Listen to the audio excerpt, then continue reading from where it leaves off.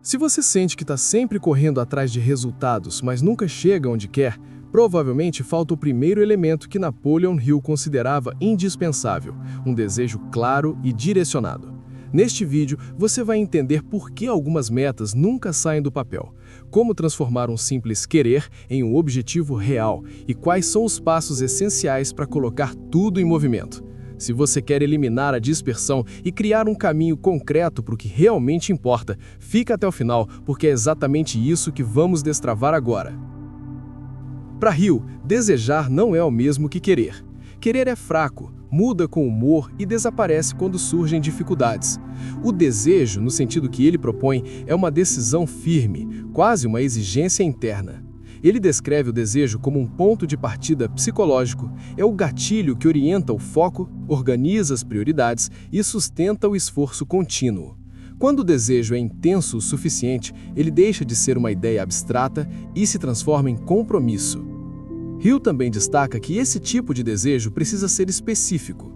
Não basta dizer "quero melhorar de vida". É necessário definir exatamente o que se busca, por que isso importa e o que se está disposto a fazer para conquistar. A clareza do desejo cria direção, e direção reduz resistência mental. Em essência, Hill trata o desejo como a força que move a ação. É ele que mantém a disciplina quando o resultado ainda não aparece. Sem esse combustível, qualquer plano perde força. Com ele, até obstáculos grandes se tornam administráveis. Hill afirma que um desejo só se torna realizável quando é convertido numa estrutura concreta. Ele parte do princípio de que a mente precisa de direção e que, sem forma, o desejo se dispersa. Por isso, ele propõe alguns elementos essenciais que funcionam como um processo de transformação, do abstrato para o executável. O primeiro elemento é definir exatamente o que se quer, não em termos vagos, mas com precisão mensurável. Hill insiste nisso, porque um objetivo claro serve como referência permanente. Ele orienta escolhas, elimina ruído e estabelece uma linha de corte entre o que contribui e o que atrapalha. Quando o objetivo é difuso, qualquer caminho parece possível. Quando ele é específico, qualquer desvio fica evidente. O segundo ponto é determinar o que você está disposto a oferecer em troca. Hill não trata resultados como algo que surge do nada. Ele afirma que cada conquista exige uma forma de investimento: tempo, estudo, renúncia, disciplina ou aquisição de novas habilidades. Esse é um trecho importante da filosofia dele. O desejo só ganha força quando está ancorado num compromisso proporcional. Em seguida, Hill enfatiza a importância de criar um plano de ação, mesmo que imperfeito no início. Para ele, o progresso não depende de um plano perfeito, mas de um plano que exista. A ideia é simples: você começa com um esboço e ajusta no caminho. A execução contínua refina a estratégia. O plano deve incluir passos claros, prazos e a ordem lógica de execução para transformar o desejo em movimento. Outro elemento central é estabelecer um prazo definitivo. Sem prazo, o desejo vira intenção indefinida. Com prazo, ele se transforma em meta concreta. Hill vê o prazo como um gatilho psicológico que desperta responsabilidade e reduz a tendência à procrastinação. Por fim, Hill recomenda repetir diariamente a declaração do seu objetivo, não como ritual vazio, mas como mecanismo de reforço mental. Segundo ele, a repetição mantém o foco ativo, fortalece o compromisso interno e condiciona o pensamento para buscar soluções alinhadas com o objetivo. A mente começa a operar com filtros mais seletivos. Oportunidades relevantes se destacam, distrações perdem espaço. Em conjunto, esses elementos formam o processo que Hill propõe para transformar desejo em realização: clareza, troca consciente, plano praticável, prazo definido e reforço diário. São elementos simples, mas combinados criam estrutura, direção e continuidade, 3 fatores que, para Hill, diferenciam sonho de conquista. A razão pela qual o método de Hill funciona, na prática, não tem relação com misticismo, e sim com mecanismos psicológicos e comportamentais bem estabelecidos. Ele parte da ideia de que a mente humana precisa de foco e repetição para transformar intenção em comportamento consistente. Quando você define um desejo de forma clara e o reforça diariamente, cria um estado de orientação mental que influencia decisões, priorizações e esforços ao longo do tempo. O primeiro fator é foco cognitivo. Metas específicas reduzem o campo de atenção, permitindo que o cérebro filtre informações relevantes e descarte o que não contribui. Isso não acontece de forma consciente o tempo todo, é um processo automático. É o mesmo fenômeno que faz você notar um tipo de carro logo depois de decidir comprar um. A mente passa a reconhecer padrões, oportunidades, riscos e caminhos que antes eram invisíveis. Em termos práticos, isso acelera o aprendizado e a tomada de decisões. Outro ponto é o reforço da motivação interna. Um desejo forte e revisitado diariamente cria consistência emocional. Isso é diferente de empolgação momentânea. A repetição gera familiaridade, e a familiaridade reduz resistência. Com o tempo, o objetivo deixa de parecer distante e se torna mais natural, mais plausível, mais integrado ao senso de identidade. Essa internalização aumenta a disposição para enfrentar tarefas difíceis, porque elas passam a fazer parte de um propósito maior, e não de um esforço isolado.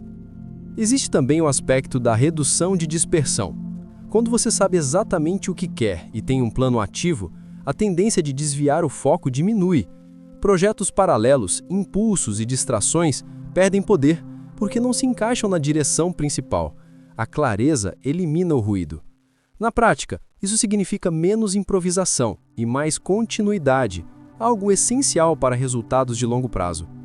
Outro mecanismo relevante é o da resiliência comportamental. Obstáculos deixam de ser percebidos como sinais de fracasso e passam a ser tratados como parte natural do processo. Isso ocorre porque o desejo, sustentado por clareza e compromisso, cria uma narrativa interna mais estável. O indivíduo entende que dificuldade não é uma anomalia, mas um estágio previsível.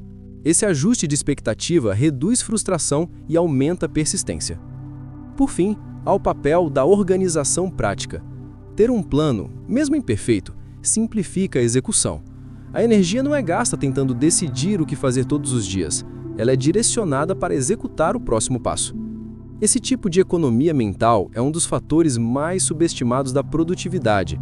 Quanto menos decisões você precisa tomar no improviso, mais energia sobra para realizar.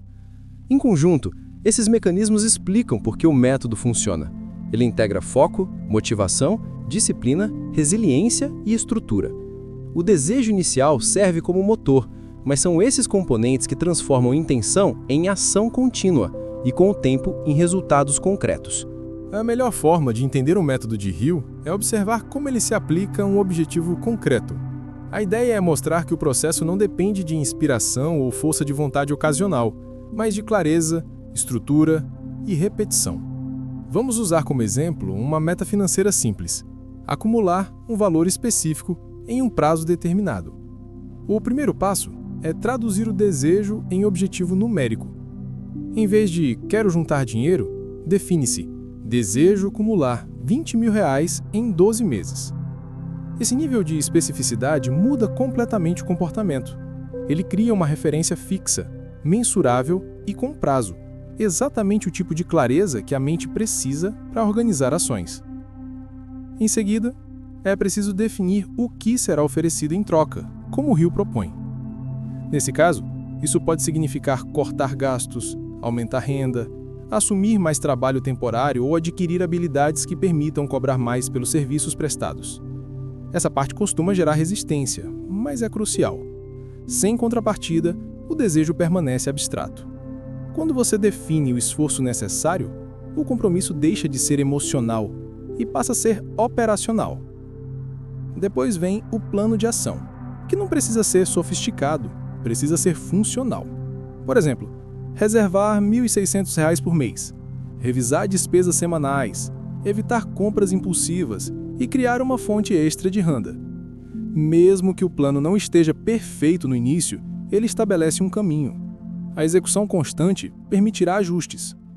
A ideia central é transformar o desejo em um conjunto de tarefas repetíveis e verificáveis. Outro componente é o acompanhamento contínuo. Isso pode ser feito com um controle simples, uma planilha, um aplicativo ou anotações semanais. A função do acompanhamento é dupla: manter o foco ativo e fornecer feedback. Quando você vê o progresso, mesmo que pequeno, a motivação se fortalece. Quando o progresso não acontece, você identifica rapidamente onde ajustar. Por fim, Hill destaca a importância da repetição diária da declaração do objetivo. Isso não é um exercício motivacional, é um processo de reforço cognitivo. Ao revisar mentalmente o objetivo, o prazo e o plano, você mantém o foco e reduz a tendência de se desviar. É um lembrete constante de que as decisões do dia, gastar, economizar, estudar, trabalhar, precisam ser coerentes com a direção maior. Esse exemplo simples mostra como o método cria um ciclo. Clareza gera foco. O foco gera ação. A ação gera feedback. O feedback ajusta o plano. O plano reforça o compromisso e o compromisso sustenta a persistência. Aplicado de forma consistente, esse processo transforma um desejo inicial em um resultado concreto, independentemente do tamanho da meta. O ponto central da abordagem de Hill é que nenhum resultado significativo nasce do acaso. Toda conquista começa com um desejo estruturado, não uma vontade passageira, mas uma intenção clara, acompanhada de direção, esforço e persistência. O fechamento dessa ideia reforça que desejo é apenas o ponto de partida. O que transforma esse desejo em realidade é a disciplina de mantê-lo ativo, operacional e protegido da dispersão. Quando você define exatamente o que quer, estabelece o que está disposto a entregar em troca e constrói um plano prático, cria um ambiente interno favorável à execução. A partir daí, cada decisão cotidiana deixa de ser aleatória e passa a ser filtrada pelo objetivo maior. Isso evita desvios, corrige rumos e reduz a frustração de começar várias coisas sem concluir nenhuma. Outro aspecto importante é que o método exige constância. E o deixa claro que o reforço diário do objetivo não é um ritual motivacional, mas um mecanismo de alinhamento mental. Sem esse alinhamento, o plano perde força, a prioridade se dilui e a tendência natural à procrastinação volta a dominar. Com ele, o foco permanece ativo e o propósito ganha profundidade. O fechamento também envolve um reconhecimento prático. Obstáculos não invalidam o processo, eles fazem parte do percurso. A diferença está na forma como você reage a eles. Quem tem um desejo claro e estruturado, ajusta o plano, recalibra a rota e avança. Quem opera apenas com vontade difusa, costuma interpretar cada dificuldade como sinal de que não era para ser. A mensagem final é simples, mas sólida. Se o desejo não é claro, o foco se perde. Se o plano não existe, a ação não se mantém. Se o compromisso não é reforçado, a persistência se esgota. Quando esses três pilares trabalham juntos, o progresso deixa de ser acidental e se torna inevitável. E é justamente esse mecanismo, a união de intenção, direção e constância, que Hill aponta como fundamento de toda realização duradoura.